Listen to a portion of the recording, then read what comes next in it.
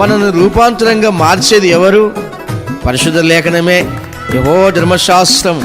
ఆ ధర్మశాస్త్రం నందు దీవారాత్రము ధ్యానం చేస్తూ ఆనందించాలి. నువ్వు బైబిల్ని ఆదికాండం నుంచి ప్రారంభిస్తే ప్రకటన గ్రంథంలోకి వచ్చేసరికి రూపాంతరం పొందుతావు. అంటే ఆదికాండంలోకి వెళ్ళి ప్రకటన గ్రంథంలో నుంచి బయటకు వస్తావు.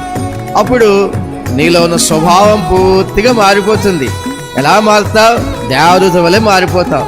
నువ్వు ఒక దేవదూతగానే మారుతావు. దేవుని వేలు పట్టుకొని నడుస్తావు.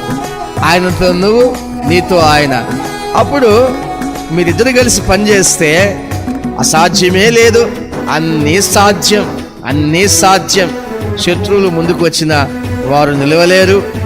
నిన్ను బాధ పెట్టేవారు నీ దగ్గరికి రాలేరు, బాధ పెట్టడానికి ప్రయత్నం చేయలేరు. కారణం ఏంటంటే నీ చేతిలో దేవుని వేలు ఉంది. ఆయన వేళ్ళు పట్టుకొని నడుస్తున్నావు.